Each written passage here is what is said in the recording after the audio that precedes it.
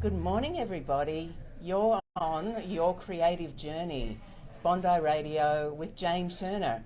And I have a wonderful guest with me today, Monique Daal. Welcome, Monique. Thank you. Monique is an author, a serial entrepreneur, and a leading light for parents. I wish I knew you 16 years ago, No. Monique. Now, Monique's book is called, now you correct me if I'm wrong here, it's No Limit Parenting. Live the life you love, or do what you love. Exactly. And inspire your children. Yes. Yeah, I got the general idea right, didn't I? Yeah. Yeah. So, Monique, tell me about this. I want to go firstly to the why, Okay. and then we'll go and talk a little bit about the process of writing the book, because that's what I really love to tap into. But the why, firstly.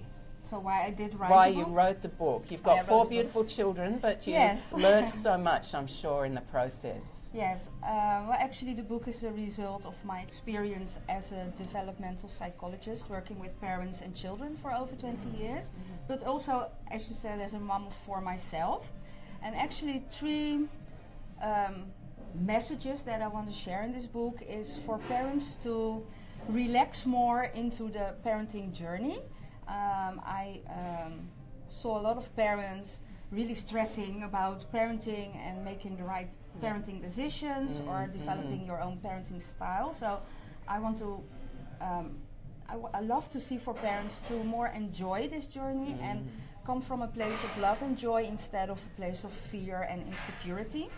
And the second message is about living your full potential. As you say, do what you love and inspire your children, because I see a lot of, especially moms, who put their whole life on hold, or their career on hold, or their dreams on hold as soon as they got children. And we use the children actually as an excuse to not go after our dreams, and we think we do good.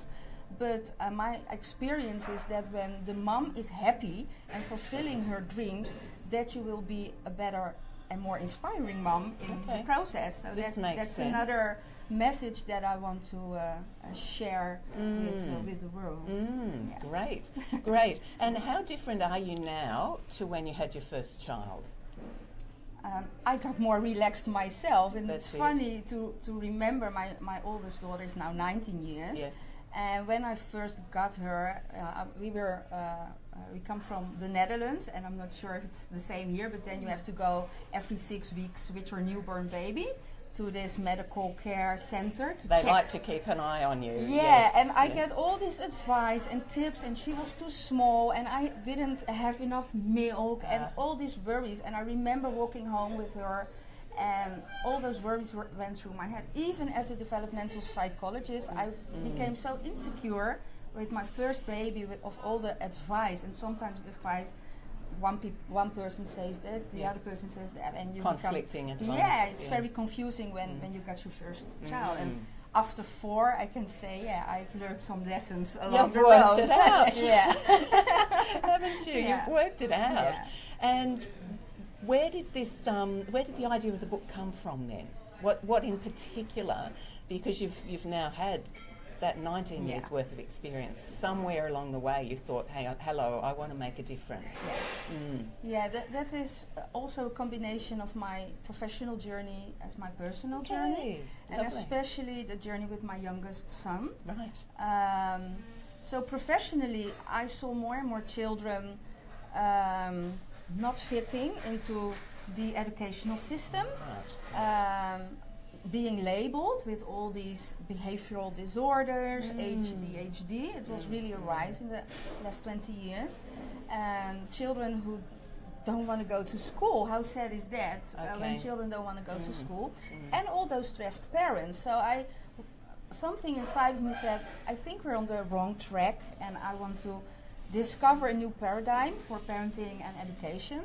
And when I was getting more clear on that part professionally, I was confronted or challenged myself as a mom, because my youngest son, he was 7 at the time, and in one school year he was sent away actually from 2 schools. All right. Because of his behavior Okay. and it was very problematized, and now I was on the other side of the table. I was not the psychologist, I was the mom, and on the other side were the school counselor, the psychiatrist, the principal, and we had all these conversations about my son, and it was a really heavy journey for me and for him.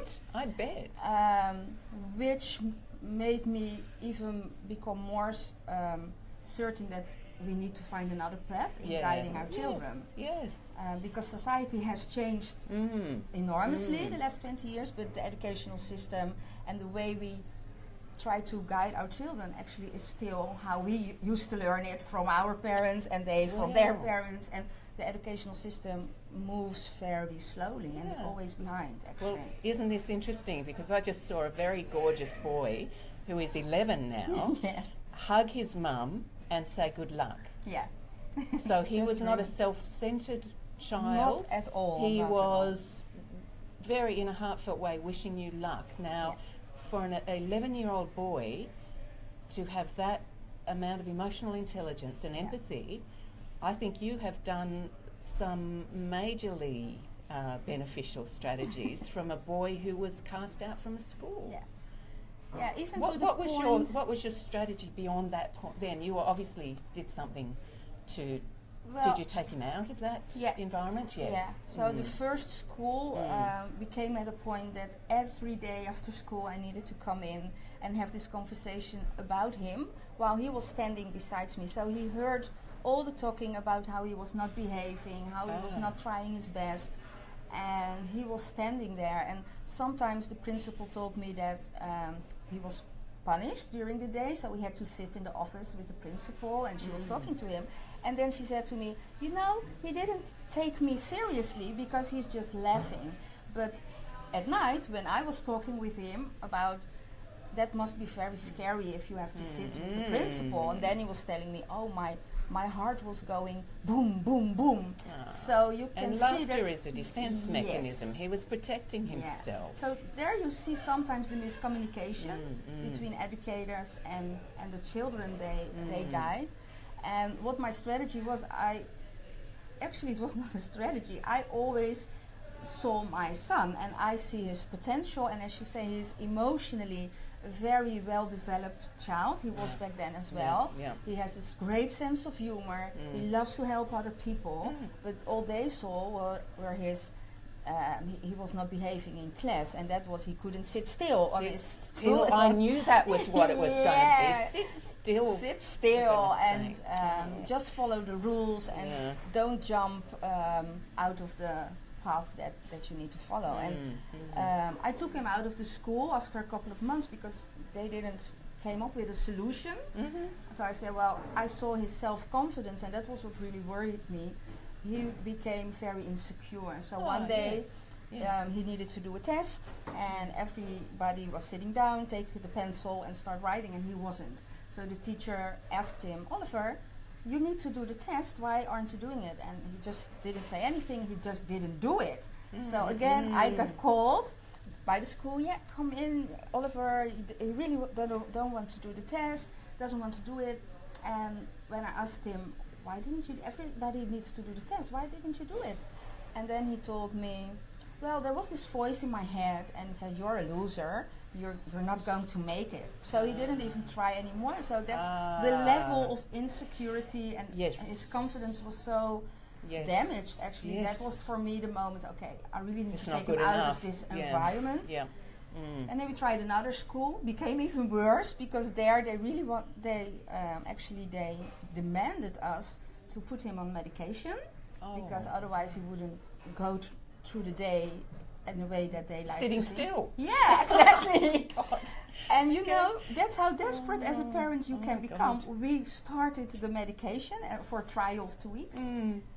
Gladly, it didn't do anything. So the psychiatrist said, well, this is not a problem. Otherwise, we would have seen improvement by now. Okay. So we can just cut the medication. We stopped it. And then finally, on the third school, and you can imagine for a child of 7. Oh, my husband traumatic. Said it's like being fired twice in 1 year. That's traumatic. Oh, that's right. So I'm really, really grateful for the third school, and especially for the teacher. And that was also something that really confirmed my belief that it's all about really seeing the child, not being afraid of adjusting your approach to the needs of the child, and also not to make the problem bigger than it is. So just, okay, sometimes things went wrong, sometimes things went okay, and she said, I choose my battles, and I focus on the successes. And within a couple of months, actually, I saw his confidence growing again. And she found his passion and talent for mathematics. Oh, wow. And she asked him one day, Oliver, you're so good in mathematics. We have a couple of kids who really find it hard. Can you come in front of the class and teach it? Maybe you can explain it better than Oh, my God. The absolute opposite experience. Yes, and I was sitting at work and I got this video that the teacher sent me through WhatsApp. And she said, look, Oliver, and it was like he found his purpose, and that's what he says right now. Yay. I'm going to become a teacher. We see the world needs more teachers like that, needs more teachers. It's an open-mindedness and an open-heartedness. Exactly. And it's not that teachers who aren't able to operate in that way are bad people, but they may well have been squeezed into a system that works on a bell curve, doesn't it? If you're in the middle, you're okay. And if you're in one end, if you're one of the high performers, you're okay. But if you're at the other end, and there will inevitably be people at the other end, because that system only works on particular metrics. It only works on how still you can sit, for example.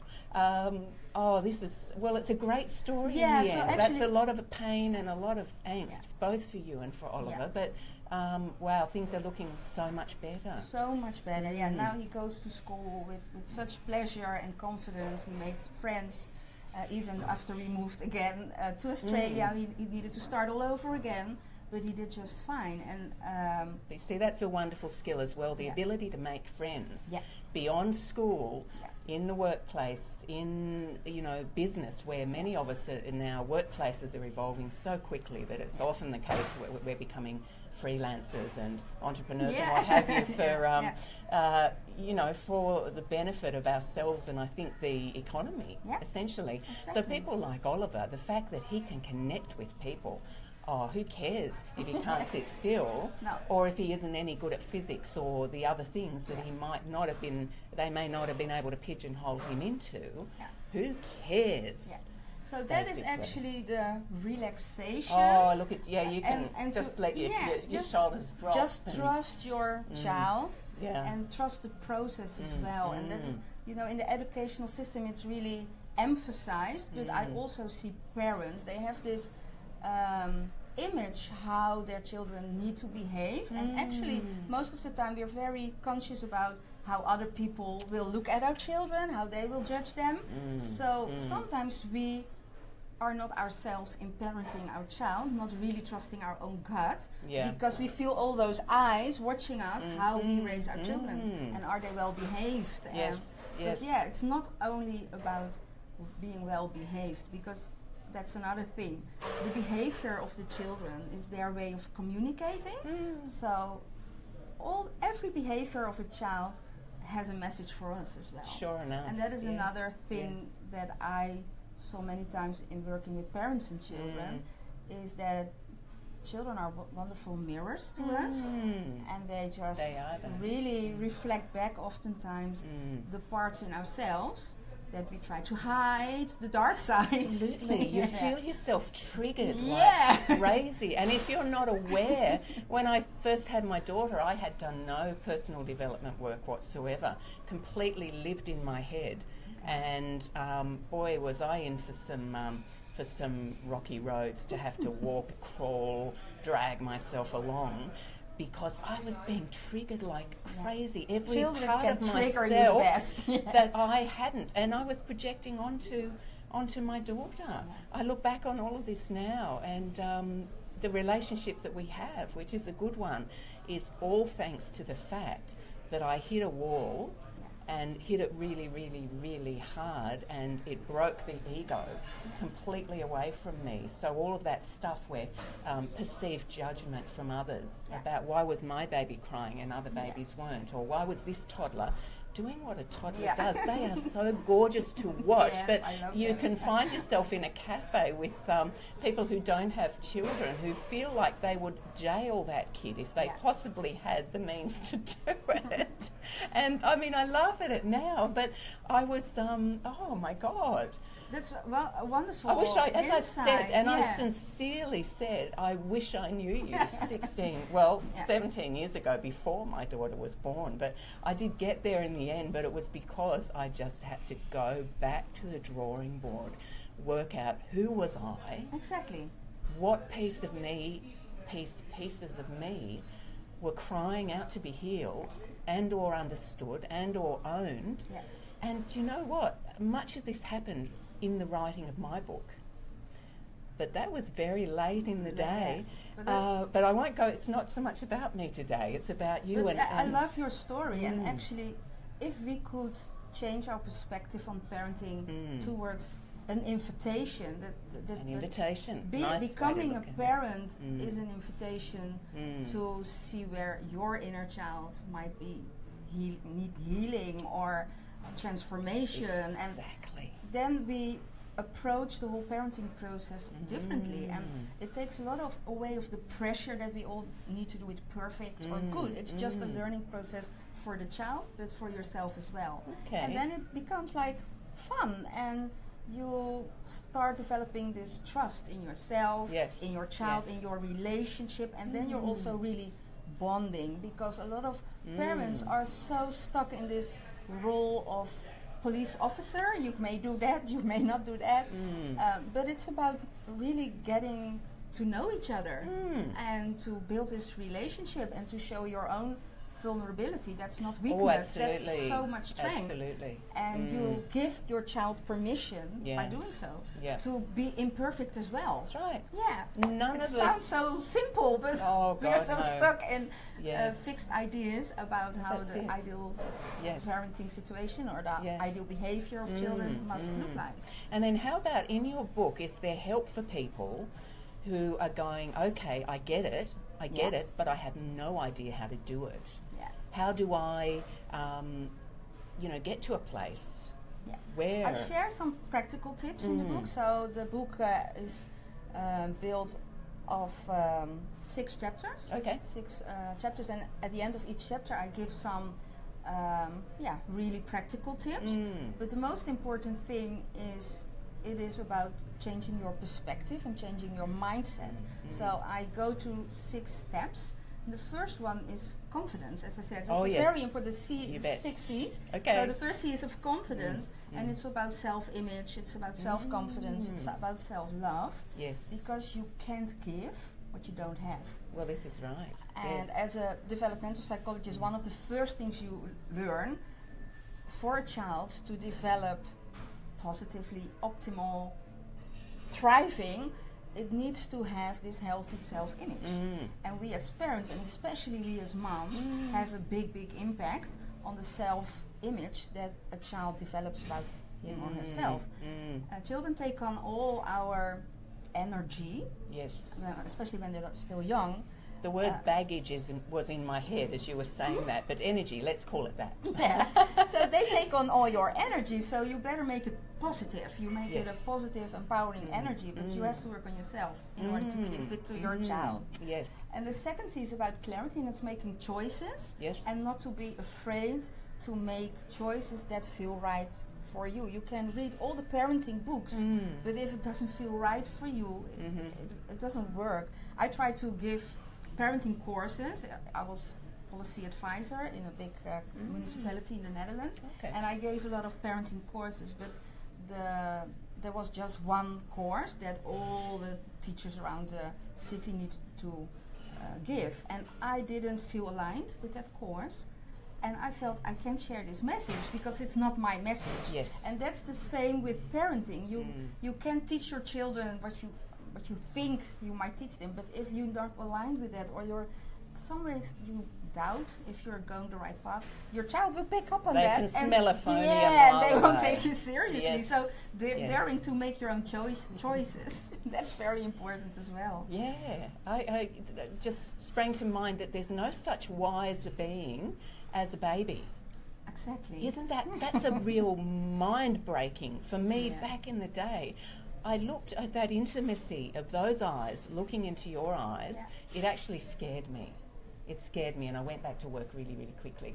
As I say, my journey took a little while. Yeah. It scared me a lot, and that I knew she knew. Yeah, and that's just beautiful. So that was a trigger. That was a trigger. That was a trigger that set me on. I would say that is the single most important influence in my life. Yeah. And the way I played my cards is the way I played my cards. Yeah. And beautiful. It's, and there is no wrong way. Yeah. There's no judgment here. Get the hell out of the way of judgment. It doesn't belong in this space. No. No.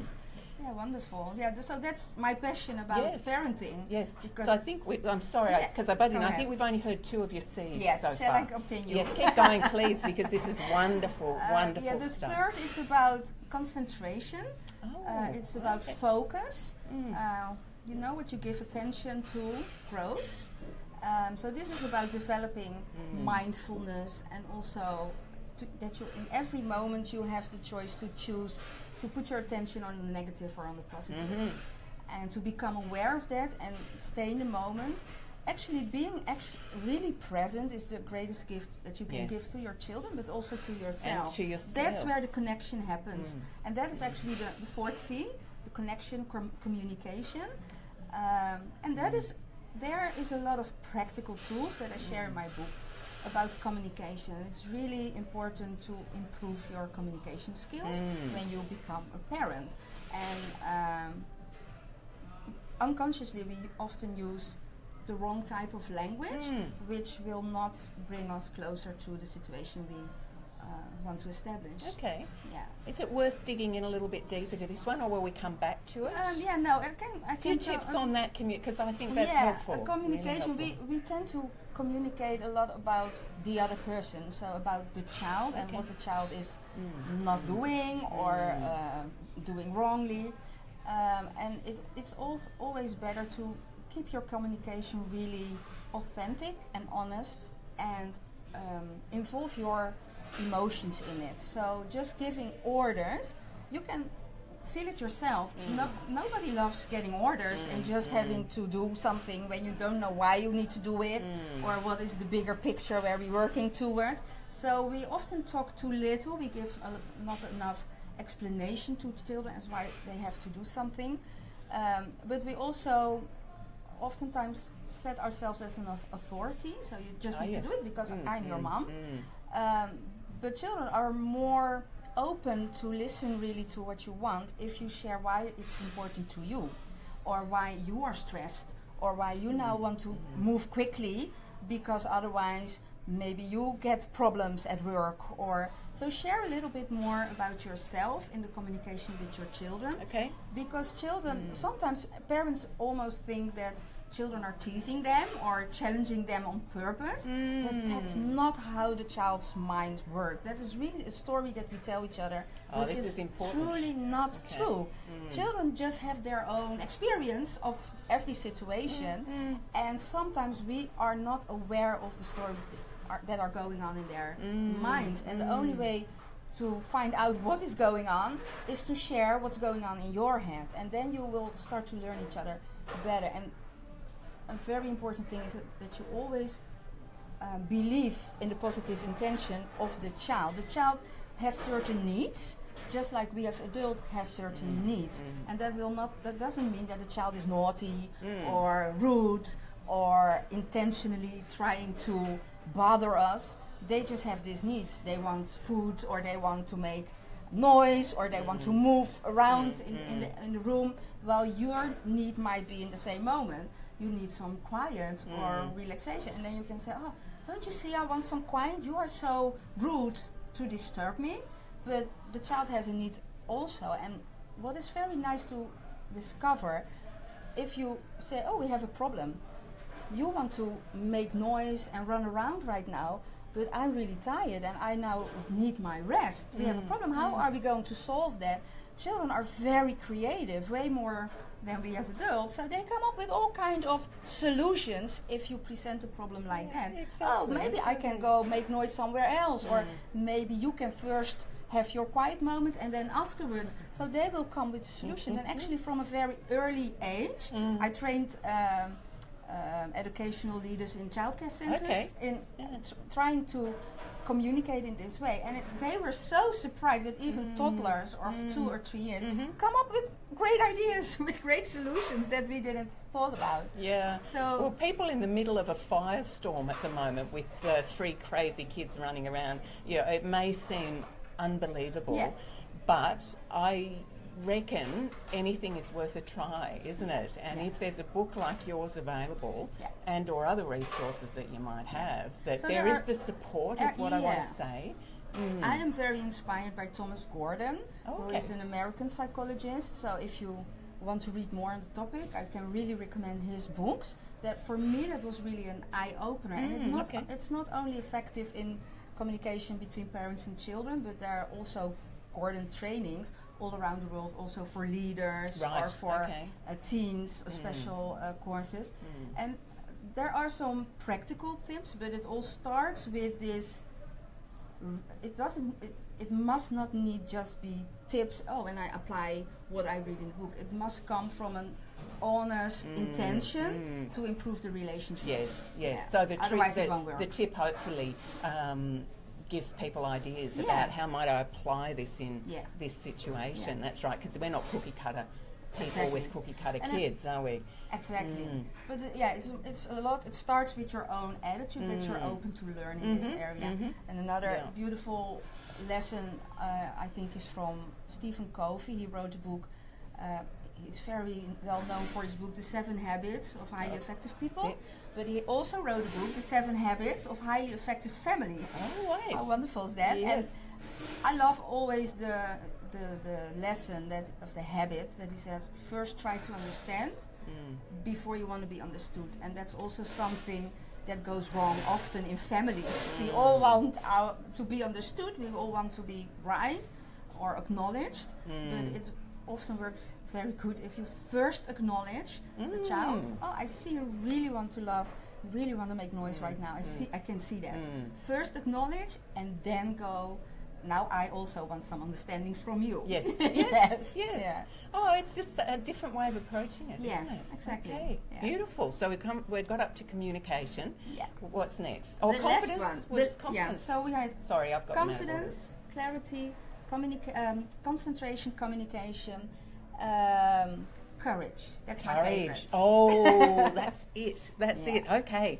Tell us about this. Well, I love that because I write about following your passion, and that's the other part of my message, that I see so many women who don't find the courage yet to really live the life they want for themselves and for their families. And they tell themselves stories that it's not possible for them because they are mom, or because they're too old, or because they don't have the money, or they don't, they are too fat. I'm not sure. Whatever. We come up with any excuse to prevent us getting out of our comfort zone. But I think you owe it to your children to show them what's possible for them, because that's what you're doing actually. If you live your life they model us, caged, don't they? And you feel that you're trapped in life, that is what the children will think that life is about. This is it, and that is such a shame. But I've experienced myself, but also in my coaching practice, I can see it takes a lot of courage to follow your own path. That's whether it's in parenting or whether it's in doing business, make yourself visible, or set loving boundaries for yourself. It all takes a lot of courage. That's true. Very true. But I love it when people take the courage and just go for it. Do it. And just try it. It's always better to look back and say, okay, it didn't work out, but I've learned from it. Yes. And that is also about developing a growth mindset. And that is... Yes, Carol Dweck. Yeah, exactly. I love Carol. I've got a chapter of my book, which is called my next one, Mindset for Authors, How to Overcome Perfectionism, Procrastination, Self-Doubt. A big chunk of that is about developing a growth mindset and how to move from fixed to growth. And many thanks to Carol Dweck for breaking it down and making it so simple. Yeah, she did some wonderful research also in students, very wonderful to read, how that works in every area of your life, and especially in motivation and learning. She distinguishes this fixed mindset or this growth mindset, and people with a growth mindset are happier, wealthier, more successful, and they enjoy the journey, and for them life is all about learning, and they can achieve anything. So they believe that there's not a fixed trait as intelligence, but it's more about the effort and the commitment and your attitude towards learning and failure and success. Yes. That is making the difference, why some people are successful and some people don't. It's not always about, actually it's never about their talents or their intelligence. It's all about their mindset. Yes. Yes, and to bring us back to education and parenting, of course, as well, what Carol Dweck says is that kids who are only praised for coming first and winning and, being smart, who are told all of these, and the praise that they get, and by extension, the love that they get, is based on those things. Yeah. Now, how fearful would those children become about failing, not coming first, not getting great grades, because they believe that reflects on who they are, their identity, something in their core, not just what they've achieved. No. Whereas, and these people then are likely to be sitting within a fixed mindset because they've worked out what they can do well. They believe that this is their destiny in a way, and that's where they live. Very risk averse.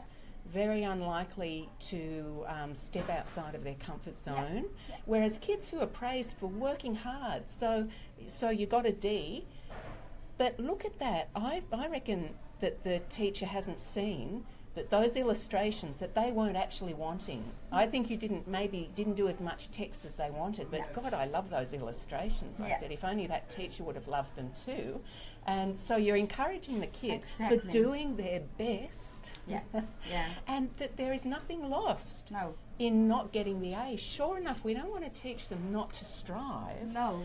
But we don't want to teach them to have to think that the only way to be safe is to live in a tiny little box that looks like this. Exactly. And that's the prize, isn't it? It starts with becoming conscious about our language, because doesn't it, indeed? I hear from my children that they often get the remark at school, "That's not good enough, Oliver," and that is. I'm sure there's no wrong intention behind that. They just want to encourage him to do better. But the sentence, "It's not good enough," or "You're not good enough," that is something that can really stick into our minds. And as coaching adult women, actually most of the time the core blockage why we don't follow our dreams is the idea that we're not good enough. So if you start saying in primary school, "That's not good enough," that's such a shame. And you can say, "Oh, that's not good enough yet," or "Where can we improve? How can we use other strategies?" So really to invite them to open up their mind for other ways of achieving a goal, so that they not learn, "Oh, I tried this one, I didn't succeed, now I give up." But that there's always room for improvement. There's always room for growth. And so that is a message as parents. I always tell my children, no failure, only learning. Sorry, I'm just remembering something my husband told me yesterday. He went to see the new Star Wars film. And he said, "Jane, you would have loved it, you would have loved it." Yoda said, I think Luke said something about, winning. Yeah. And Yoda said, or success or something. Yeah. And Yoda said to him, "Oh yes, well with that, you get to learn about winning. With failure, it's a university." So in other words, in other words, in failure. That's it. And Yoda. I love him. Yeah. I love him. But I'm sure I've misquoted that terribly because it was secondhand through my husband. But we and got now the idea. You got the idea. Yes. Failure is a university. Yeah. I love that. It's really good. Yeah. So that changes the whole attitude. Doesn't it change everything? The energy around the Yeah. conversation changes, and that you're not good enough.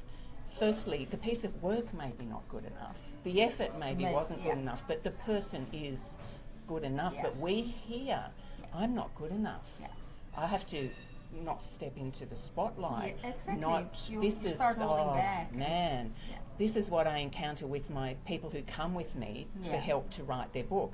A big chunk of what I do is mindset related. Some of it's practical about, well, where do you start and how are you getting information out of your head and how you're going to get it published. Yeah. But a lot of it is, how do I quieten down the bully in my head? We internalise these messages and it comes out. I've said this several times on this show, but I remember being told, and this was my parents' way of helping me to stay safe in the environment that I was living in, and I never got criticised for not being able to stay still in school. Monique, I was a perfect student in that regard. I may have been the stillest of all children, actually, but I remember being told not to be a show pony, don't have tickets on yourself, don't big note yourself, don't be up yourself, don't love yourself, all of these things. Now I've paid tens of thousands of dollars in wellness retreats and the like to try and learn how to love myself.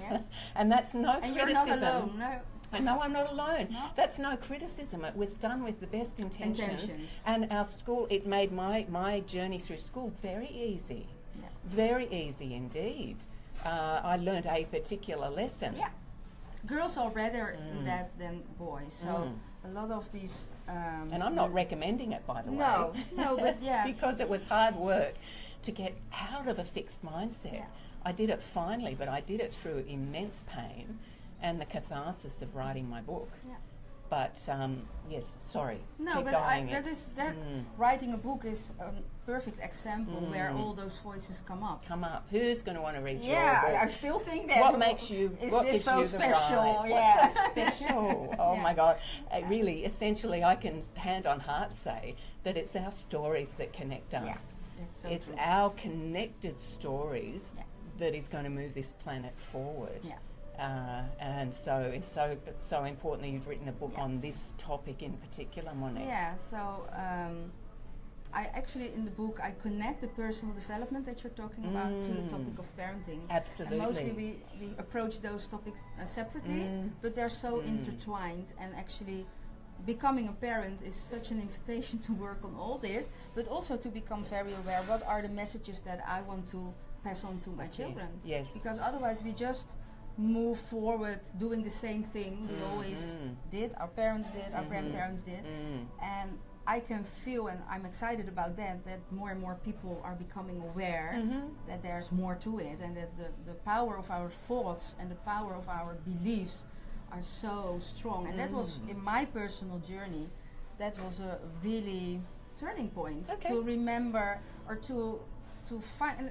It's funny, as a psychologist, I didn't get these lessons in university. No. That's in my personal, more spiritual journey that I entered these books of Louise Hay or Wayne Dyer, which we all talk about the power of what you're doing up here, and that the situation you're in actually is merely a projection of what you're doing up here. Absolutely. Yeah, and for me it was really freeing to realize that it was not my past who determined my future. But That's a big one. I was the one by choosing the right thoughts and changing my mindset to determine my future. And for me it was really freeing. Yes. Yeah. So when did this happen? In the was it middle child or with your youngest son? This switch was it before you had children, possibly? No, it was actually my years on Curacao. So I lived for 6 years in the Caribbean. Oh wow! Nice. Actually, my years there, maybe because you change environment and you start looking at things. Oh, they think differently here, so you get offered more perspectives. Okay. Maybe that was the reason, but that's when I followed the 10-week Heal Your Life course from Louise Hay. Did you? Yeah, and you know what? The book was in my bookshelf. Yeah, bookshelf for maybe 20 years. But that's so wonderful. You get the lessons when you're ready for it. This is it. I saw this advertisement, the Heal Your Life course, and I thought, wow, this is a good moment for me. And it was around the same time as the story of Oliver was also going on. So everything started moving because actually I'm a developmental psychologist, so I am taught that there is like an average development for all children, and my job was actually to assess children whether they were on track or that they deviated from what's normal. The bell curve again, okay. Actually, that's like a medical approach. Yes. So there's a diagnosis, you make a treatment plan, or this reward plans to adjust their behavior or something like that. And I felt more and more resistance to the whole idea of that the child needs to fit in some kind of box. Okay. And then this happened with my son, and I was excited about this idea. The power of my thoughts, that they were so strong, and things started falling in place for me. And oh wow, I can really change the course of my life. I can let go of a lot of shame and guilt and unworthiness. Big ones. And that's where my personal journey started. And it all came together in this book. Beautiful. Yeah. Beautiful. Have you read Brené Brown at all? I also love her as well. Oh my God, that whole question of vulnerability. Yeah. And it is a place of great vulnerability. I don't care who you are, when you hold your baby on day one and you've just started to get your wits about you. I don't know, but I sort of went, whoa. God, it feels so huge. Your first baby, right? So huge responsibility and Wow. And what's next for you? Is there another book? Next? Is there an online program you're making? Yes, I already offer on No Limit Parenting also as an 8-week online coaching program with group calls. Excellent. So and that's also very nice to see the power of working with groups. Groups are and powerful. That these topics that we're talking about, and that it's so universal. So every woman has her story and has these insecurities or dreams that we tried to shove away for way too long. But it's really nice to work with women all around the world, thanks to the internet. Yes, so exactly. Very international groups of women. Wonderful. So I think 40 women now went through the program, and it was for me. That was not my intention actually. I just made a course online. Which dives a little bit deeper in the how. So it's the how.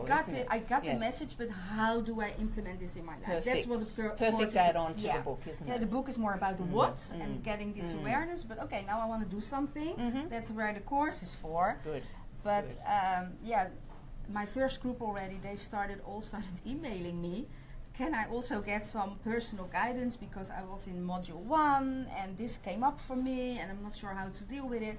So more and more it grew that I did some personal coaching, and now it's really like a coaching program. And excellent. I have group calls, and if people want, they can upgrade for private calls as well. But the group calls are wonderful because then you learn also a lot about the stories and questions of other people. Yes. So it's really powerful, and actually I'm sometimes really humbled about the testimonials that women gave back to me, that they were a lot of women, when they become a mom, they start giving up on who they are. Yes. And it's like a process of finding themselves back and their power back. Some of these ladies are very well educated, had good jobs, but they stopped working or they put their career on hold. And then they feel very insecure about what's their worth. And got it. So, and also about the parenting. A lot of these women in this module about courage, and I love that, people refine their passion or find the courage, okay, I want to change something. And actually quite organically from that program I also developed a business program. So I have 2 programs now. Excellent. So the one is more the foundation, and then the women who say, okay, actually what you're doing, I love to do that as well. because I've been in business for a long time, but now I'm really concentrating on the coaching. Yes. So now I also Lovely. coach women starting their own business from their passion, their values, and just on their terms. Also, I'm also passionate about this, but also men to redefine actually the work-life balance and the family life. Yeah. Yeah. And that's also something I'm very excited about, because we've spoken about the educational system, but there's also this corporate system or this 9-to-5 system of work. I know. And that has a huge That's a whole other impact, kettle of fish. yeah, on families as well, Yes, and the yes. communication in families, and how parents divide the tasks around parenting and involvement of fathers in parenting. So I'm really excited how all these new developments also will transform the way families do life and connect with each other. And the way businesses do families. Exactly. You know, the way businesses do business. Yeah, From taking the learnings of families. exactly. You know, it's there's this big 360 that goes on Yeah, when people like us go back into either the workforce or business or whatever. The face of what it looks like to be a business person yeah. is completely different Yeah. now to what it was even 5, 10 years ago. It goes so quickly, yeah. Absolutely. So, Oh, and I this is see a lot wonderful. of women, that is also something I love, that the women start with their building their online empires, and then they can just release their husbands from their corporate jobs. So I've seen a couple of examples now that the husband joined the business of the woman, and I think that's also really great value for families. When we came here in Australia, my husband, we thought he will find a job quite quickly because he has this good resume and great experience. But sometimes things go different. Absolutely, they do. So it took him over a year. And looking backward on that first year, it was actually such a blessing for our family, because now he got to see what the children are doing after school. Yes. They shared their stories with him, because otherwise, when he comes home so tired between 7 and 8, they don't going to share their stories No, anymore. exactly. He's They've already tired. shared all their stories with you. And that was really, looking backward, I thought, oh wow, actually that was a blessing in disguise.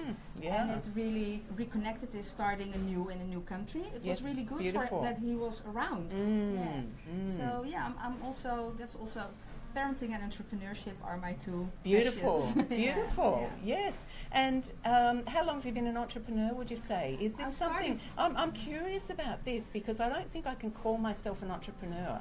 I may act like one, but I don't think I think like one. Can you give me some insight about what does it mean? I started in 2002, and again, it was my personal journey who took me there, because our second child, I had a daughter of 2 years old. I got pregnant from the second, and I lost him at 38 weeks of pregnancy. So he was stillborn. Right.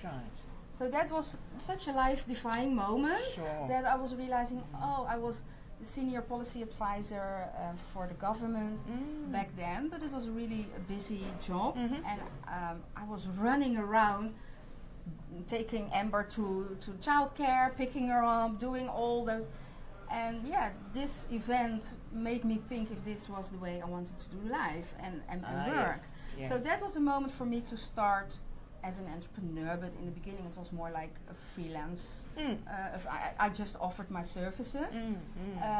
But from there I built a consultancy in the Netherlands, and it was a consultancy focused on the area of parenting, early childhood education, diversity as well. Fantastic. With minority groups. I worked a lot with minority groups as well. So that is what I did from 2002 till 2010, and then we moved to the Caribbean. And again, from personal comes business. I was looking for childcare for my children, and I couldn't find any childcare that could live up to my standards or that what I found important. So I started my own. So I started my childcare center, and I expanded it with training and advice as well for parents and children. Okay. And so that was my second business. And then we got this idea, we want to go to Australia. And that was the moment I think, okay, now I want to start something that I can take me with me wherever Anywhere. we go, Nice. and I can. It's more sustainable, and that's where I entered this online space and what is possible in e-learning, e-coaching. Yes. So actually, this is the third phase of my entrepreneurial journey. Yeah. And any tips and tricks do you have about the online world and making a business work in that regard? And I'll tell you why I'm probing a little bit around here after you tell me if you've got any tips. Okay, yeah. Actually, it has been a steep learning curve for myself as well, because my former businesses, the consultancy and the childcare and training center, it was all about these personal, real-life connections. And I never had problems finding new customers or new assignments, because I love to connect with people and I'm truly interested in, and especially when it's about the topics that I'm passionate about. And then I entered this online space, and it's so strange to talk in my telephone. This is it. Aren't we doing this? Aren't we doing this right now? And I have no idea who's on the other side, so it was really a new thing to me. But when I got the enormous potential, I really got excited. So I didn't give up. It has been quite a journey till now, but I now have the feeling I have my systems in place. And I'm ready to go and to serve more people. And that is my commitment, which is all, by the way, the 6th C in my book, commitment. So I said, well, this is the story I want to share. I felt it very strongly when I was writing the book. It came out so easily, so naturally, actually.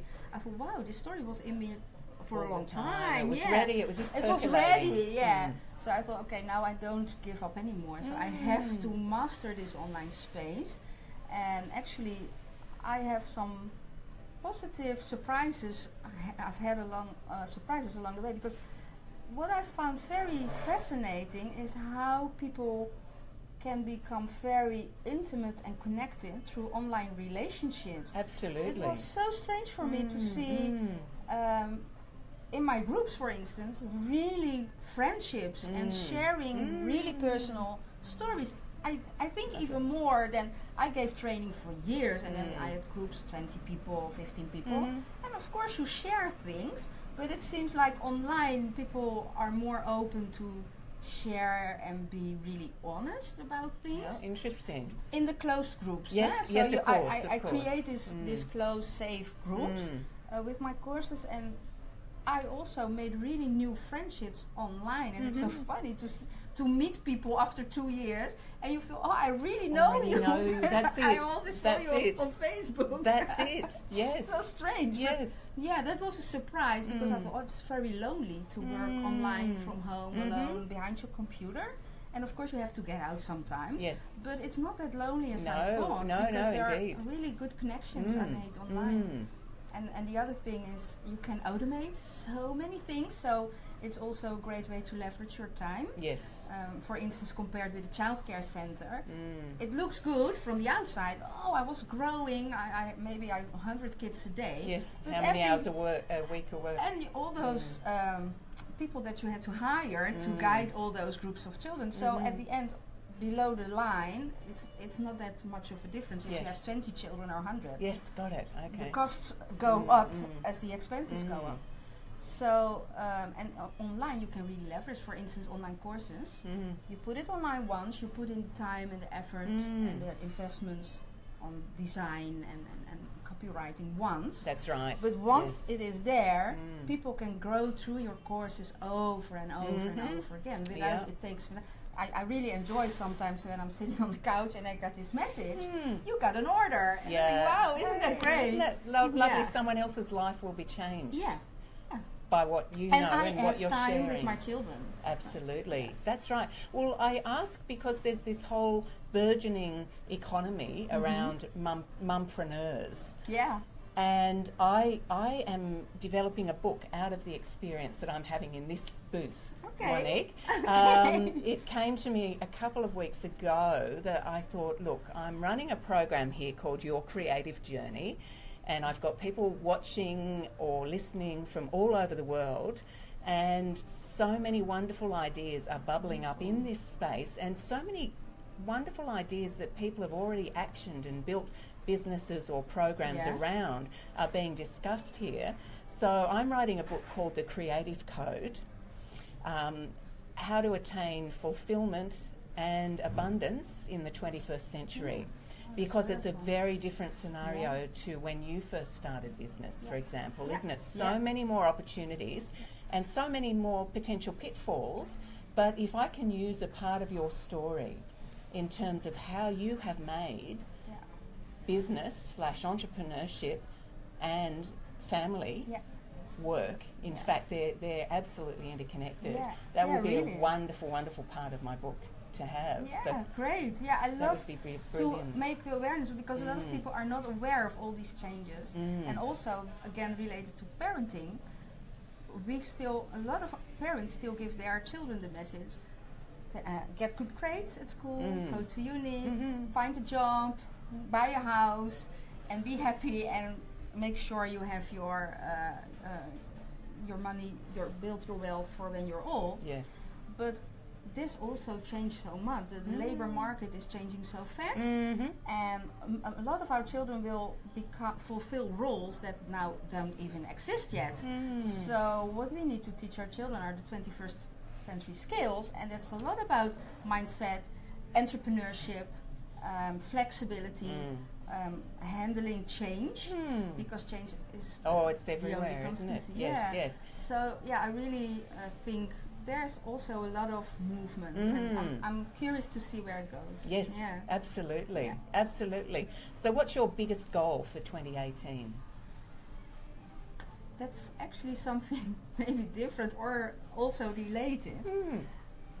I really just recently had this awakening that my goal for 2018 is more about something very personal, and it is becoming more confident and safe in my own body. Okay.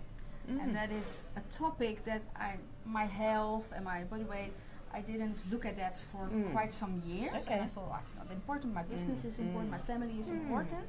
And now I feel I hit like a wall in my business as well, but also in my personal growth, that I'm not still really ready to show my full authentic self. Got it. And to take the podium and really step into my greatness. I feel I reached something there, and the last month actually it came really to me that I need to shift my focus and take this topic of health, developing more healthy habits, but for especially also the feeling of feeling healthy and feeling confident and safe in my body, in my own skin. Got it. That will free me up to receive even more of all the good stuff that I already have in my life. Yes, that's a big one for women, actually, the feeling.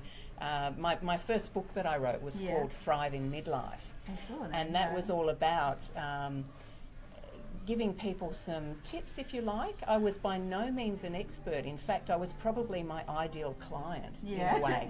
And I'd unconsciously put myself in a corner where I had planned to write about how much better I could feel if I exercised really great self-care. Well, of course, to be able to write about that, I had to do it. And I can report that I felt so much better. But what happened, because of looking at my stress and my mindset and my diet and my exercise, but really a surprising thing happened to me when I was writing the book. A wonderful and surprising thing happened where I was writing about my experience of menopause and the options that I had available to me to help with, feeling better. Not that everybody gets hot flushes and feels terrible and all of those things, but frankly, I did. And I compared my options in this day and age, let's call it, a few years ago now, my options versus my mother's options back in her time. And in her time, they would automatically, she'd go to a doctor, they'd automatically write a prescription for synthetic hormones. And she was one of the women many years later who ultimately died of breast cancer. And when I was writing the book, I wrote that I was grateful to tamoxifen because that was the drug that bought her 5 extra years. And those 5 years gave her an opportunity to overlap with my daughter's life by 1 year. And when I wrote that in my book, my heart actually opened. And it was that place between excitement and fear. I thought, am I having a heart attack? And I thought, no, I'm not. And it was that my heart opened. Big, big, big time. And what that actually equated to was that I bonded with my mother. Yeah. She was then 10 years dead. And I bonded with my daughter in a way that I had never bonded with either of them before. Wow. Beautiful. So that was a major piece of self-care that I had no idea of how to achieve. I had no idea that that was actually a need, although I guess I really did. But that was something that came quite coincidentally out of writing the book. So this is what I would say to people as well, is that with this journey that you're on with young kids, don't underestimate the power of just at the end of the day sitting down with a pad and pen and writing, what I did well today was ... Yeah. And what I will remember to do tomorrow is ... And what those second lot of dots is about, remember to be kind to myself.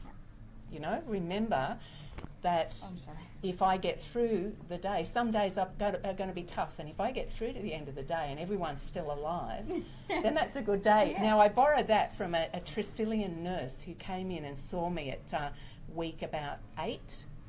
So up to week 6, you know, people are expecting it's going to be pretty chaotic and what have you. But by week 8, I think it was fairly obvious to my doctor that I wasn't coping. And he organised, organised for a Tresillian nurse to come and help me with some things like basic things like settling the baby and what have you. And she said those words to me. I said, but half the time I don't even get to go to the toilet. Yeah. And she said, well, what you do though is you put the baby in the bouncer and you go to the toilet.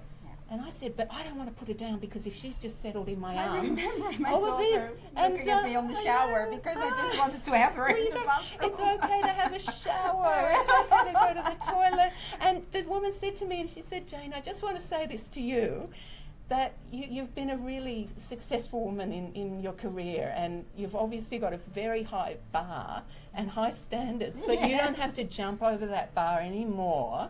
If you get through to the end of the day and nobody's died, then that's a good day. That is such an important topic. Actually, I talk about this in my coaching calls all the time, how we abandon ourselves as it comes to self-care or self-love. And oftentimes we are not even aware of it. So we just do it and we take care for everybody else and we forget ourselves in the process. And it's really a big topic for a lot of women. And self-care for me, it's the physical self-care, but it's also just the mindset work, as you say. I journal every day, and that helps me to uncover what's there and what's still blocking me. Or I always think of how can I grow my container to receive all the goodness that is here, and so that's a process, and what's blocking me there, and writing really helps me to get there. So self-care is about the physical, about the mental, but also your soul. Absolutely. So are you still aligned with who you want to be? Yes. Yeah. Oh, that's wonderful. Now, where are people going to be able to find you? I think the easiest way is to check my website. It's www.moniquedaal.com.au, and there is also a contact form. You can lovely. And I reckon spell it out for people, because so on the radio it's MONIQUE DAAL.com.au. Yes, Monique Daal. Absolutely. And it's time for us to wind up now, but I do want to thank you, Monique. I think that's going to make a lot of difference to a lot of people who've heard and watched this. I hope and the word of mouth as well, because this is a big need that you're filling. There's a gap. And look, if anyone wants to find me over the Christmas break, I'm at writewithjane.com. And I'd love to hear any ideas you've got for my new book, The Creative Code. and I'd love any ideas you've got for me in terms of the kind of guests that you'd like me to be pulling on board for next year. So happy Christmas, everybody, and thank you so much for joining me for your creative journey.